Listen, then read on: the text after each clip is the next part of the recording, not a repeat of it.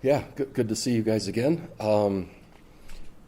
Regarding this class, regarding this time of year, regarding the current process, regarding the landscape of college football, what an amazing experience we've just had. The transfer portal is something unlike I've ever experienced. I chose and we chose as a program to engage in that at a different level this year, now that I've seen the national landscape and seeing our roster needs. And so that in and of itself is changing also, meaning that when the portal opens, which is a single portal time, basically the entire country is looking to fill their roster, meaning that in addition to the early signing date, which is predominantly high school players, then either through graduation or through players that have chosen to leave, etc., then there's whatever remaining needs there are. And interestingly, that number for us going into the portal was, we calculated originally at 35 players. And so 35 players when the portal opened, knowing that our school started the Monday immediately following the opening of the portal. So that was 2 days later. 3 days actually, because it was Friday, if I remember right. So it was Saturday, Sunday, and then Monday the portal opened. And so then knowing that our time frame and the constraint that we were going to operate against, and this was all in advance, we'd basically looking to be filling those number of spots within basically a 2-week period, working hard with the institution and our university, which, wow, I'm so grateful. Utah State really worked hard in advance to help us, the onboarding process and the transcript evaluation and the application process, and then professors working to allow our prospects in class, even if it was after the ad drop deadline and different things, as well as the possible safety net of the second 7-week session of school in the event that the processes didn't spin quite fast enough. And so institutionally, we felt very supported in that regard, also from our administration. So having said all that, then the work of assessing and selecting that number of players, 32 or 35, and that amount of time was an amazing challenge. Our staff worked extremely hard, and it was nonstop, literally visits of some sort every single day. 44 visits total to land 32 players, which is roughly around the 70 through 72-ish% ratio. And so, man, that was a yield that was, I think, higher than it anticipated, maybe by national averages, etc. Our processes were streamlined, they were effective, they were efficient. Transparency ruled the day in terms of young people, basically in a 24-hour period, having to select if this is the right fit for them and vice versa. And I'll preface that for a second, meaning that the time period prior to the portal opening is supposed to be a non-contact period with prospects. And so here's the reality. To say that that's truly being enforced or upheld, no. And should it be? Probably not. Because with the amount of time when the portal opens to making your decisions, the thought that you then can assess the character, assess the academics, assess the need, and the possible fit, to say that can happen that fast, really not realistic or effective. So I think there's basically been an adopted industry standard of what is relatively within the rules in the pre-portal non-contact contact period, is what I would call it, and which is really a unique experience. So the national calendar certainly needs work. You've heard that many times before. That was no more clear to me. It was never clear to me more than the time period leading up to the portal after our bowl game. And that was, by the way, noticing our own players being contacted, right, which is not supposed to be legal. And yet, man, I would say that is industry standard currently. And so if you're not engaging, and this isn't justification, but really there's a standard of how much information can you get within the rules to then know and be ready when the portal opens to then be able to act quickly enough. And so that's been a very unique thing to manage. Again, this is now whatever year of the portal this is, and this is just my perspective coming off of it. Having said all that, really like our class, addressing the needs. I think we addressed them timely. I think we addressed them effectively. I think we addressed them with character, meaning the right type of young people to fit our program. I think we addressed it with ability. And, man, the amount of work, wow, in a short amount of time is unlike anything I've experienced in the recruiting world. In addition to that, right, then there is the today, which is the second signing date, which was and really predominantly for high school players or late junior college players. And so we're choosing to announce our portal players today also, but really the date is still for remaining high school players and junior college players that hadn't been signed. And so we've added 4 of those. And then I've intentionally held a number of spots even through spring, and that's just for the what ifs. And right after we see our current roster needs, again, we have a new offensive coordinator. We'll assess all of our current roster again, and then I'm not talking about a significant number, but a handful at most, just to then possibly readdress or address whatever might need to happen after that. So again, institutionally, we were supported really, really well, personnel staff and the position coaches. And then, quite frankly, I don't believe I talked to a single player that didn't have representation. And that's a significant shift. And the representation could be a certified agent, it could be an uncertified agent, it could be a family member or a third party in some way, shape, or form. I don't know of a single instance where we weren't dealing with someone else that was representing a young person. And so that would be another significant shift from a year ago to this year. Where will it go? I'm not sure. So I don't know where it goes next year. But I will say the values, meaning the portal values, continue to rise. And quite frankly, it's designed in a way where it's I guess you could call it a monopoly, where there is one place to go for basically the entire national scene of college football to get players at that time. And so that, in essence, affects the finances that, again, each institution is dealing with on their own.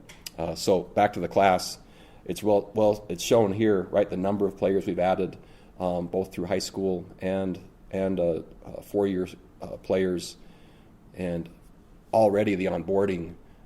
And that means bringing these players here. The majority are here already, right, already in workouts. And so there's a benefit to this portal window, meaning that our current roster development, our current culture building, our current teaching of the values of the program and the schematics can begin earlier. And so it gives you a great sense already, and earlier than maybe when there's 2 portal windows, which we never were really sure, adding roughly 30-ish players right through the second window. Then you had summer to do that. So the advantage of the 1 portal window certainly is bringing your team together. But I will say, from a calendar perspective, and this is just how I would, long opening remarks, I know, this is what I would say, is this would be the equivalent, our current calendar, of the NFL having the Super Bowl at the same time as the NFL draft, at the same time they change head coaches. In the NFL, there's specific windows and time periods designated for each of those. We're trying to do that all at the same time, and the calendar doesn't work.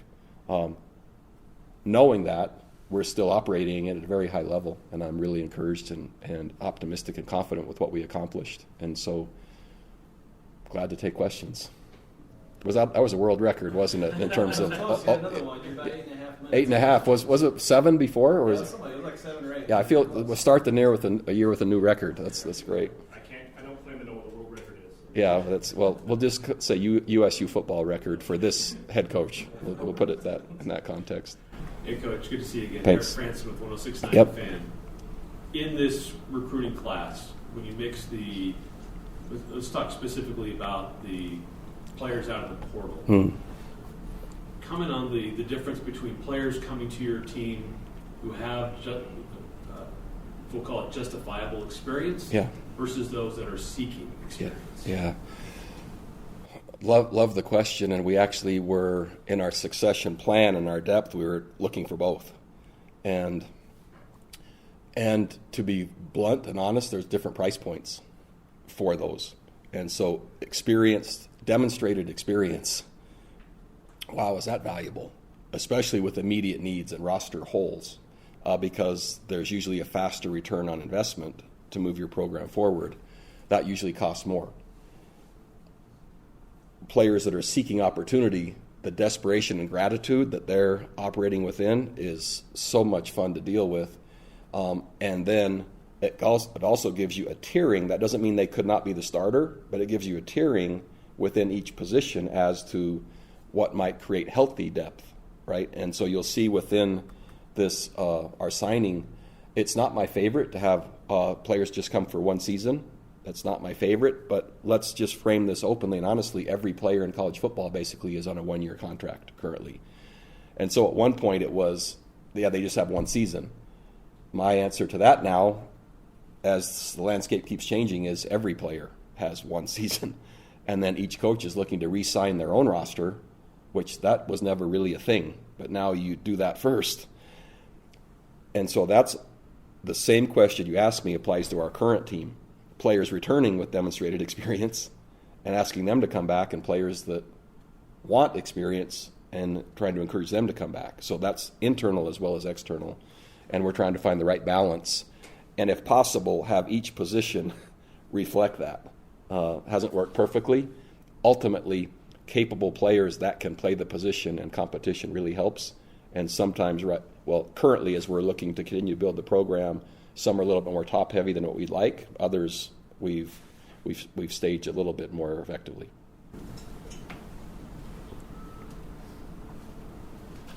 Coach Mendenhall, you bring in a Harrison Taggart, who was one tackle off the team lead to be 11-win BYU team a couple of years ago. You bring in Chapman Lewis from Texas Tech, who had 3 interceptions, of one of their top defensive performers. So how gratifying has it been to get a couple of proven commodities from Power 5 programs?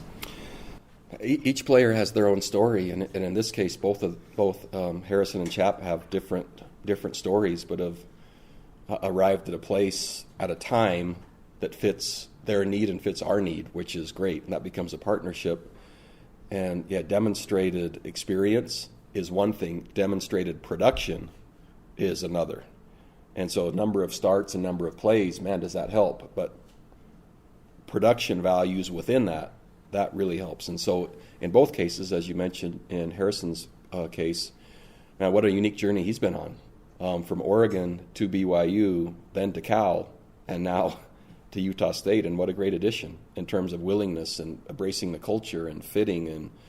And so I think he feels really lucky and grateful to be here at this time and have this opportunity, and for us the same, adding a player that has experience and production. In Chapman's case, really interesting for him, he was a starter at Texas Tech not this past year, but the year before, and played very well. Then an injury this year leading to redshirt, and Texas Tech, and I know their coach very well. He actually spoke at our clinics, our coaching clinic at BYU one year as a high school coach. And our best practice there was to bring the best high school coaches from the country in to speak to Utah high school coaches at our clinic. And so I called him and talked to him about Chap, and they really wanted him to stay. And that's always a strong endorsement, especially from another head coach that I know and trust. And this was a great opportunity for him. So to have had a year of starting in the Big 12 and now see this staff, this opportunity is something that would be a great fit for him and for us. Those are just 2 examples of unique stories that ended up with really strong additions to our team. Coach Jason Walker with Cash But I want to ask about a couple positions about the quarterback position, but like one story in particular, McKay Hillstead, where he was here at Utah State, went down to BYU. I know you weren't here when he was here at Utah State. What was it like recruiting him back here? It was great. So mutual interest, again, relatively early on. And again, I'm not the coach that acts on mutual interest through third parties and all of that. I'm coaching the season, and he was competing to be the quarterback at BYU. But I made a mental note at that point, that would be a good fit at Utah State. I love having our quarterback come from our state. I think that reflects the intent of what we fill our roster with. I think it reflects the value we place on that, but also to have that player. And so, wow, what a capable leader I've already seen, and then athletic and fast, and he throws the ball well, and it's just a natural partnership as I see it.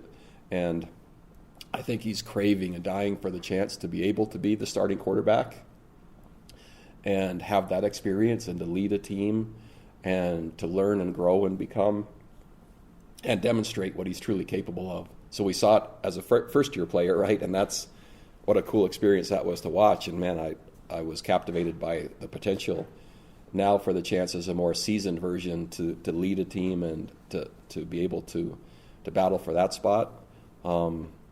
I think he's a great fit. And when you match him with Robert and I, our offensive coordinator, and you start thinking about Taysom Hill, you start thinking about Bryce Perkins, and then really Jason Beck learned that system that he's running under Robert. And you think about Devin Dampier, so you think about the possibilities of what that might look like.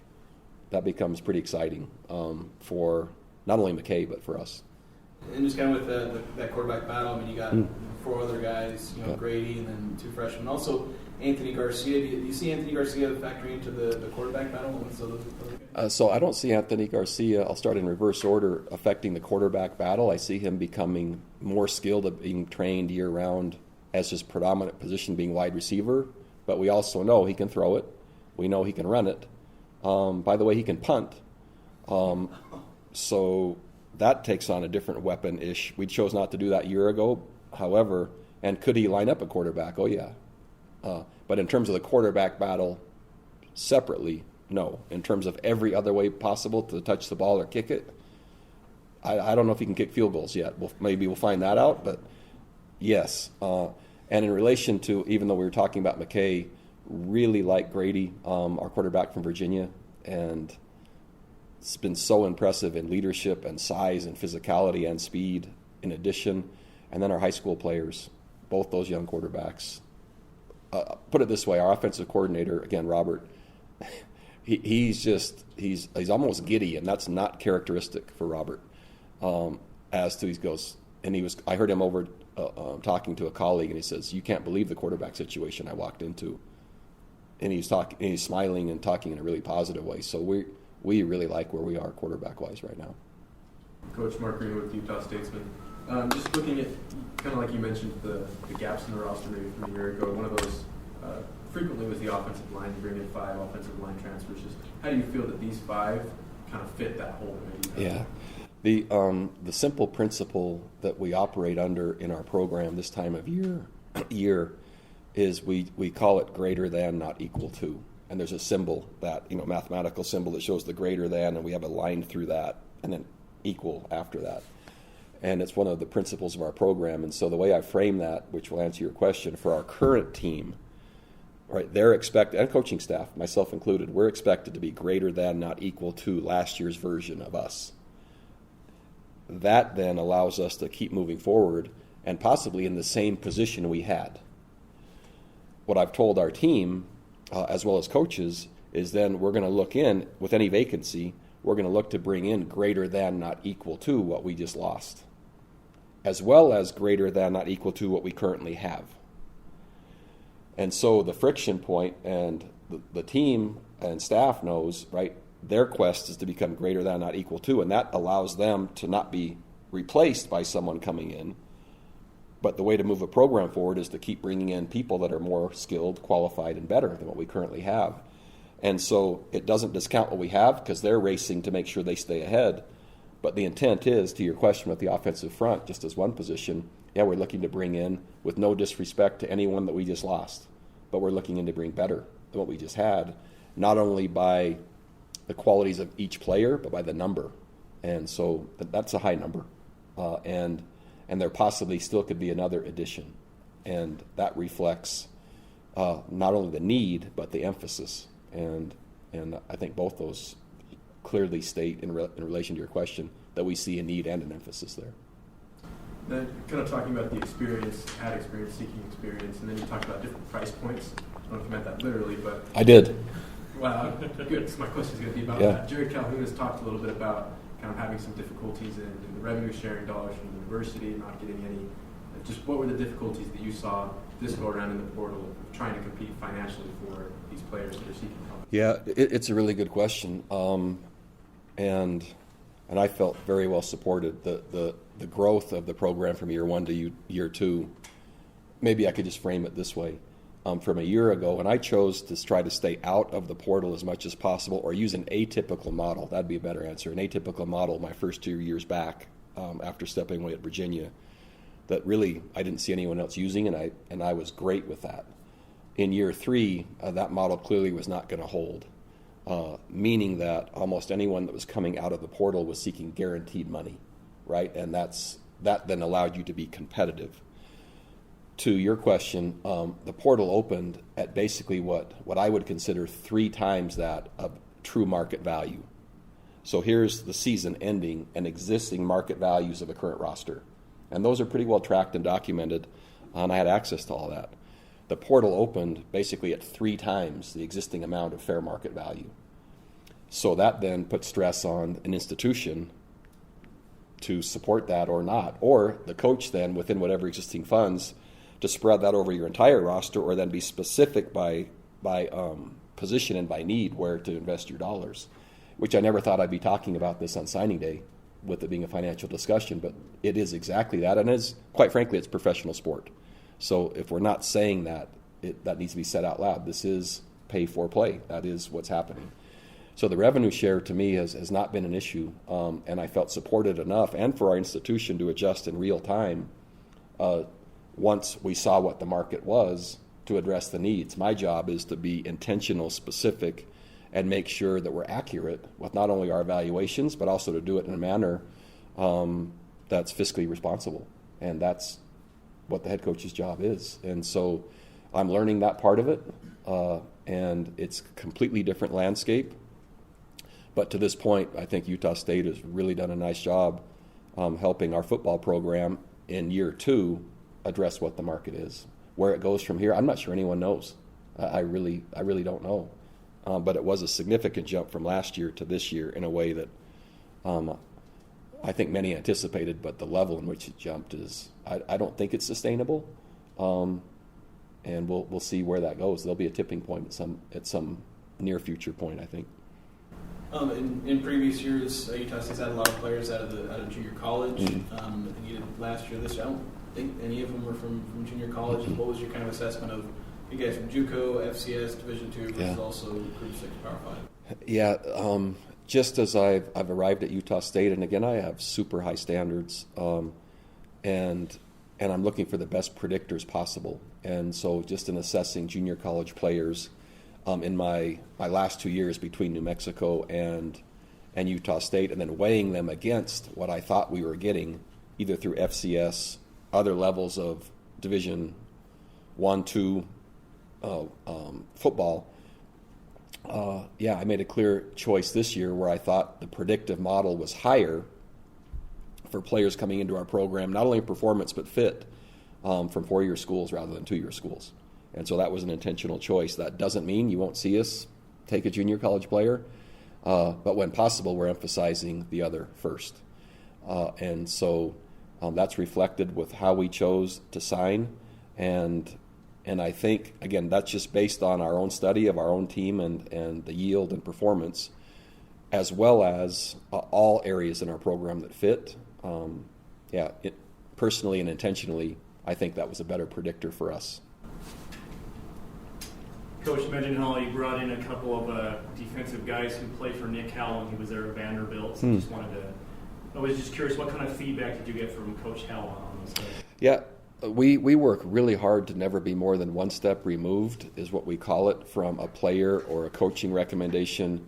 And so, for instance, if we were talking about this room, if I was recruiting player X and I know someone personally that was on that staff, wow, that endorsement matters to us, and we think it mitigates risk. If it went, here's this player, and I don't know you, but I know Doug who knows you, right? That starts to be not quite as strong a predictor. So in this case, having someone on my staff that's been on my staff for over 22 years, or our relationship is over 22 years, that actually has coached those players, it doesn't get better than that in terms of what we know we're getting. And for them, similarly, even though I wasn't the head coach of that program, I know Clark Lee very well, and coordinators, as you know, significantly influence the type of an experience a player has. So those two players, having already played for Nick Howell in the same context, meaning coordinator to player, they know now most likely what they're getting, not from the entire program, but from that relationship. And when you don't have much time and you don't have much eligibility remaining and you're looking for the surest thing possible and the best possible fit, because let's face it, they can't miss the players, but we can't either. And so for both parties, that worked out really well. So Nick endorsed them strongly to me. I watched the film on my own, approved them on my own, and then when the players came, obviously I meet with them one-on-one and basically validated the referral that Nick gave, and so they had my endorsement. Coach, what does your spring schedule look like? Last year you put a lid on spring activities for the public. There's not that second window now. So but there's been a lot of talk from other coaches about doing OTA type style and not a real spring scrimmage. Like what are you looking at as you approach your spring practices? It's still a work in progress, but it will be more of a traditional spring, not nearly as much tailored to the OTA style. I think when the calendar warrants that, then possibly you'll see a shift for me toward that. I don't think the calendar currently warrants that, and so you'll see more traditional, what a traditional spring would look like. Each Saturday, there'll be some kind of emphasis, and it might be alumni, right? It might be on campus and professors and those that are working in some support area. The spring, I won't call it a spring game because I don't intend for it to be truly a spring game, but spring showcase where there still will be a scrimmage, and I see that being open with other activities around that for the community. So it won't be the buttoned up version. Again, the primary motive from that a year ago was protection of our roster. So now more community engagement, more access, but with pretty specific intents, especially each Saturday as to who's invited and for what type of connection, to make sure we cover and throw the cast as broad a net as possible with some type of spring showcase, spring game-ish format to finish, with that being kind of a culmination of community engagement, where I would see things for young people, I would see things for older people, I would see the practice, I would see things possibly after, maybe an entire afternoon of events that would go with the game, something like that. Again, we're still in the planning stages, but certainly different than a year ago. Coach, you brought in a couple of fullbacks from the transfer portal. What does that say about your desire to be more physical in the run game and your belief that you can be? Yeah, just that. The position actually, and I didn't, it's not Doug's fault, but we're actually not calling it a fullback. We're calling them rhinos, like the kind that, and there's different ways that we use that position. It's not new to Coach and I's and Robert and I's relationship, and so we love inline tight ends, traditional tight ends. We love flex tight end body types, but we also like fullback-ish, tight end-ish.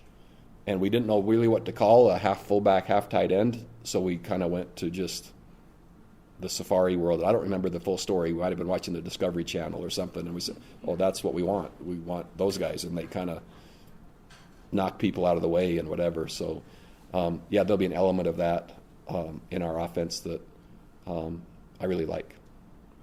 And both of those guys' stories, if you kind of dig into where they're coming from, one's a converted nose tackle, has never played the position, and another kind of did that same role at where he was. And so both really cool stories. Sorry, I didn't mean to cut you off there. No, it's okay. I want to ask you mentioned Robert and I a couple of times now. Just obviously, you've worked with him for a long time, but what was that process like bringing him back in now and kind of getting a new offensive coordinator on the fly there? Yeah, unexpected for sure. But I'm learning at college football, and especially at Utah State, and maybe throughout all of college football, besides players that are transitioning, the number of changes that happen in the coaching world now. And really appreciate Kevin McGivern and the job he did, and just was thrilled, and so had a great experience working with him. Neither he nor I expected nor saw a move to Utah coming. But with that, much like in the portal, 15 years Robert and I have been together. That's a long sample size, and almost every win and every loss we've kind of shared, and that's been a very effective time period together. I think he and I, that combination, add stability, add identity, add a known, and a way to, without really missing a beat, continue to compound the successes and progress being made in year one into year two without saying maybe it's a restart, and so trust is established and has been for a long time. Coach, it says here 29 of the 36 signees are currently enrolled for spring semester. Just what is the plan for those other signees? And are they here working out the program, or kind of what's their status? Yeah, so 4 of those are high school players. So if you take those off, that takes it down to 32. 2 were admitted and went through the clearance process today, and so that would take us to 31. 1 still needs an associate's degree, and that will allow him to come for the second 7 weeks. So really every player that's transferring will be here prior to spring practice. Again, 2 others were added today, so they'll be here. Well, they already are here, but they'll be allowed to work out and be integrated fully.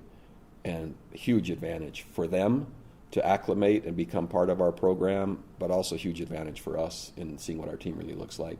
Again, the ones that aren't here are the high school players, and that's besides the handful that I've held kind of in the hole based on after spring, but the rest will be just high school guys showing up. I actually want to ask your perspective on kind of the situation at Utah, Kyle Whittingham, and leaving. Just obviously you and him have upset history facing each other. Just what's your thoughts on him leaving and going to Michigan and kind of his career at Utah? Yeah, I don't really have any specific thoughts regarding Kyle. I think the move is college football, and I would maybe go a step further and just say in a leadership role. If you think about Michigan for a second, I think I'd like to start there. If you think about Michigan for a second. Right, leaders, there's an expectation and there's a visibility to not only lead well and be successful on the field, but also in every area of life. And so coaches that have demonstrated success on the field, but also run programs that have not been in the headlines for other issues, right? There's a value and there's a commodity there that it fits at different times and different places. And so I think with the increasing visibility and the increasing expectations and the increasing pressure to win and win right away, right? Leaders have to acknowledge and act accordingly as well, to be the model and the example for young people. And so, right, as universities go in the portal to get a new coach, right? Coaches are going in the portal to get players, but there is a set of values that has to be exemplified. No, it doesn't have to be, but I think values should be the component of that whole thing. And that's reflective of an institution. And I think, man, an institution ought to be really careful about who they select as their head coach in today's world and what that scrutiny looks like, what example, but what lessons can be taught to the players. And that really, I think, reflects a brand, an entire school, an entire region. And so I think to your question, how the hire of Utah's coach to Michigan and replacement of Utah's coach and that succession planning is reflective of the volatile landscape probably more than ever right now. And I think the broader perspective is what created the move. Coach, I just have one more question about scheduling. You're shepherding the team into the Pac-12 now. The Pac-12 hasn't announced yet how they're going to handle the conference schedule. There's various different ideas. Do you have a preference in that, and just how would you hope to fill out your 2026 football schedule? Yeah, I have a very simple scheduling model, and it's I think it holds regardless, and that would be my preference always would be 4 non-conference games, and be in a conference that doesn't require you to have more than 4 non-conference games. So it starts with that premise, and then within those 4 non-conference, I have a very specific idea of what and who I'd like to play, meaning by tier. And so possibly 1 bye game per year. Bye meanings receive finances for play rather than 2. So it would start with something like that. I love playing in FCS. So anyway, that would be 2 of the criteria. So I have a criteria for each of those 4, and that model is reverse engineered for the outcomes that I know our team can accomplish and to keep us consistent, playing postseason, winning postseason, and continuing to build the program. Now if there's a 5th game, I'd love that to be, and I wouldn't like it to be consistent, but I think each institution ought to find the 5th game. And if that's required on any given year, I'd love a conference to not require us to play any more than 4 non-conference. I'd be okay if there's just 3, if the conference added another school. And having said that, right, then I would move more toward not having a conference championship game. I'm for an expanded playoff. I'm for starting the season earlier. I'm not for 2 byes. I'm for 1. and having the whole thing end by January 1st. And so that whole thing is more than you asked me, but it does kind of fit together. All right, so lastly, as always, this is Evan's favorite part, but Evan Butts, our Director of Player Personnel, has been behind the scenes of the whole thing, and there's probably more specifics that you could ask, or if you're looking for given details on any specific player, besides the stories in their recruitment, I thought it'd be really good just for Evan to be available when I step away, and you guys can ask away at whatever you'd like. Good to see you all. Thank you. Okay. Yep. You bet. Hey, Coach, just really quickly, just to make sure my reading... Is this a sit down or a stand up? No. It's a yes, no, if my listening comprehension is correct. All 32 guys in the transfer portal will be here for spring ball. Mm-hmm. Yep. And so 31 will be, 31 are here now. Right, so here now. Okay. One within probably, I don't know. As a random informational question, did you have any connection with Grady and with Eli Wood from Virginia? Or did Coach Eli's brother, did Sackett Wood, at Virginia. And so I didn't know Grady, but... So they came in like right after you left. Mm-hmm. Yep, so I coached Sackett. Grady watched his brother play, obviously same dad, right? So he knew about our program. And Grady is, I'm impressed so far. Didn't know him before, but his brother Sackett. Okay. Questions for Evan? Let's start.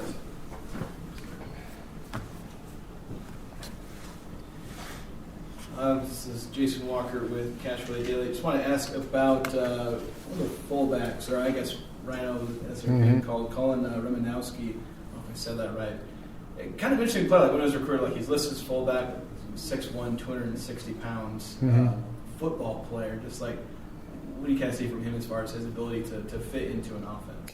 Yeah, really excited about Colin being here. Like you said, playing that Rhino position for us. I mean, when you turn on his tape, the aggression and physicality really stand out, right? So when identifying that Rhino fullback hybrid position, we are looking for somebody who is going to be fearless, taking on blocks, whether that's an inline tight end or as a fullback player. So he's trying to hurt people, and I think working with Coach and I.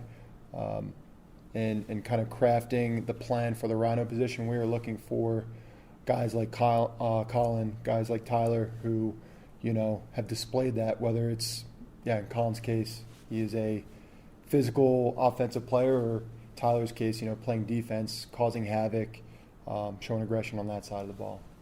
And kind of with that, I wonder if there's an emphasis on maybe being able to have kind of power running football, because you convert a defensive lineman to a fullback or Rhino, you have a 260-pound guy you're adding there. You add a 205-pound running back, 220-pound quarterback. Like, it seems like there's a lot of guys you're adding in looking for a lot of physicality in that run game.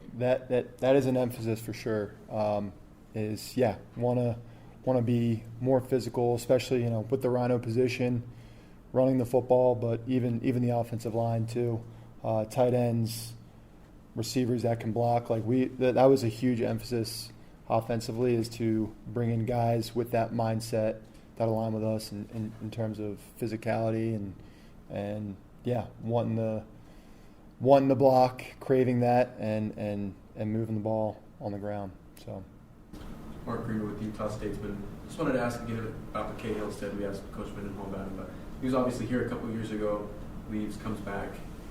When he announced he was coming back, there was some, I'll say, mixed sentiments, not even necessarily reflective of McKay, but just how that year went and things. What was kind of the discourse with him about coming back, and what did you see in him? Like?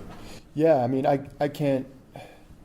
I know there was definitely some kind of discourse about that, but for us, we weren't here when Utah State originally recruited him out of high school, and he came here, and then when he left, we weren't part of that staff. We were kind of just coming in with a fresh lens, fresh perspective, and just trying to bring the right people and the right players that want to be here, not just with the staff, but want to be here at Utah State.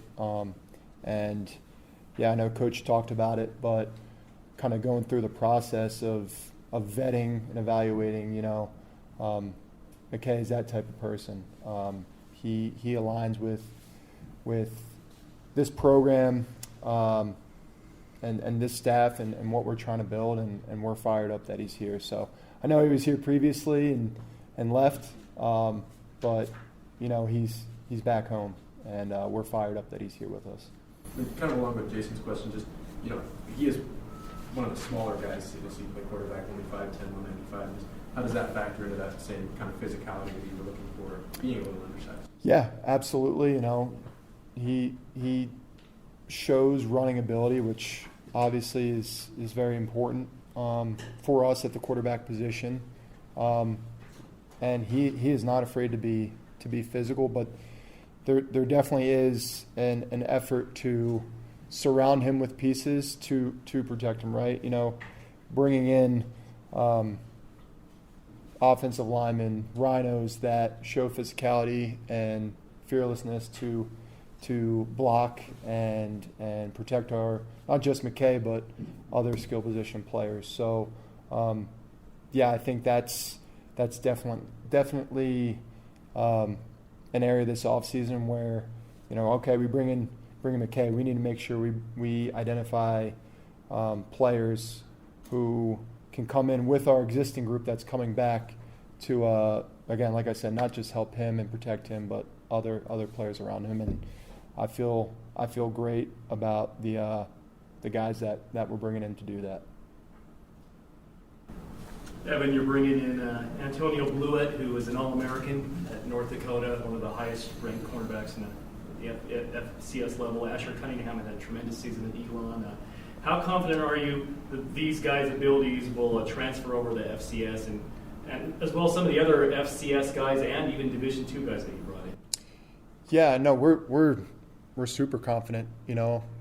Obviously confident that they're here, right? Kind of as we've gone on and our staff discussions, Coach Mendenhall, one thing that's kind of worked for other programs, I think most notably, you look at Indiana, right? They're kind of saying it's production over potential, and you look at the guys that we've brought in, they have displayed that. Whether it's at the FBS level, like you mentioned with guys like Chapman Lewis or guys like Asher, these are guys that have played, they have experience, starting experience, and have produced at that level. And I think there is something to that, getting guys in, who have played.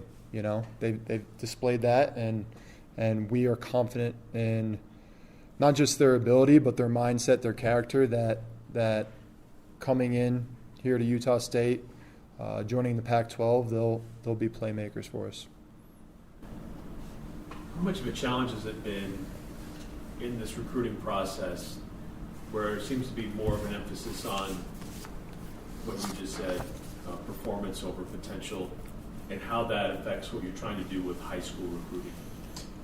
Yeah. It seems like what Indiana did was they showed, we want experienced, bigger bodies, mature bodies. That's going to get us to where we want to go. Mm-hmm. Certainly that's got to affect the ability to do high school recruiting to some degree. How has that kind of changed for the last few years?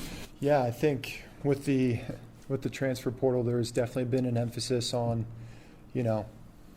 bringing in guys who can play right away, produce right away, because, in this sort of landscape, it's a results-oriented business, and you got to have results, right?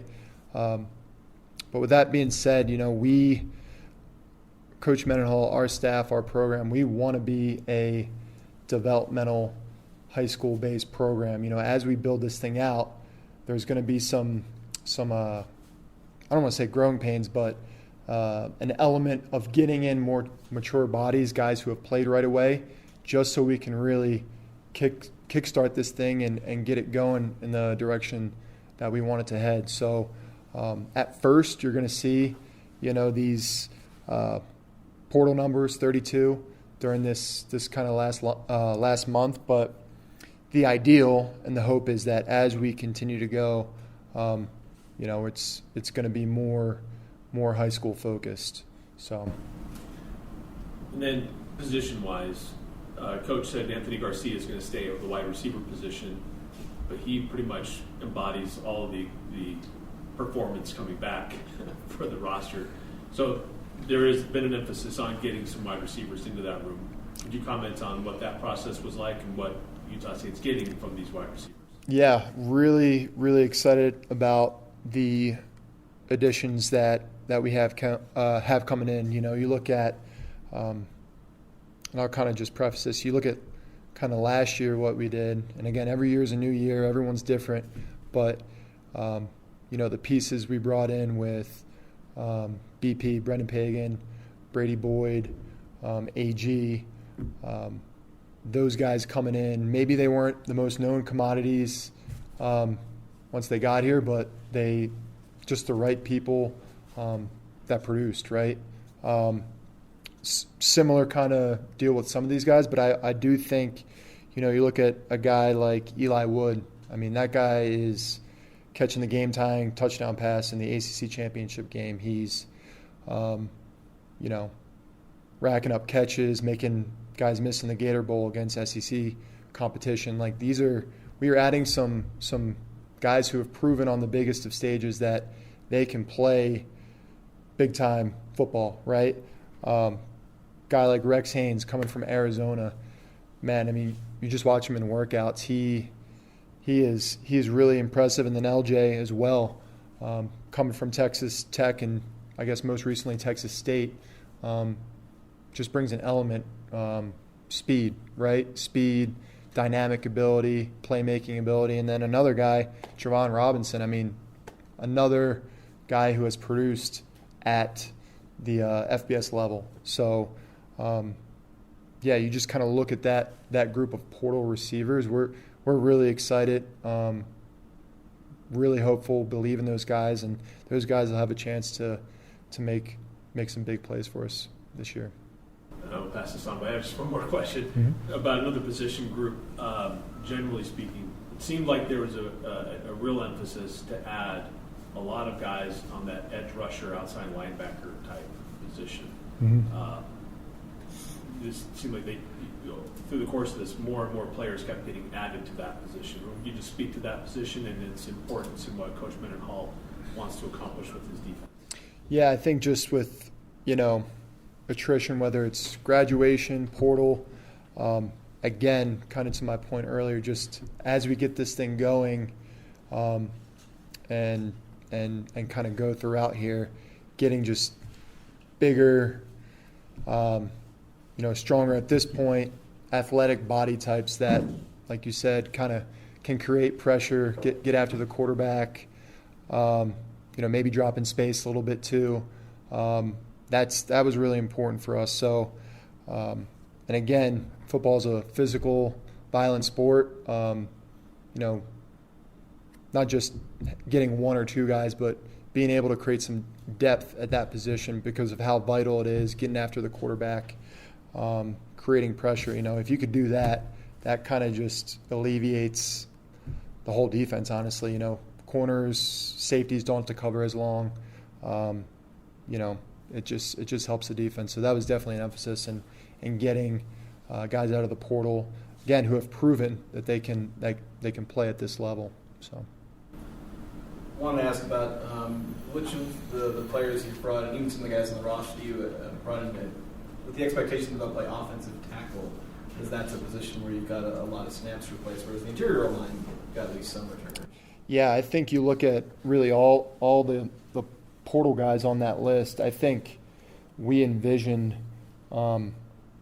those guys competing for tackle reps. You know, guy like Caden Lynch, who's got over 2,000 snaps career at William & Mary. You know, he primarily played guard, but I wouldn't be surprised if we give him a shot at tackle as well. The best five, you know, are going to play. We feel really good about the interior part of our O-line with the guys coming back and growing and getting better this upcoming year. But yeah, I see all four of those guys getting a shot, getting a crack at the tackle spots for sure.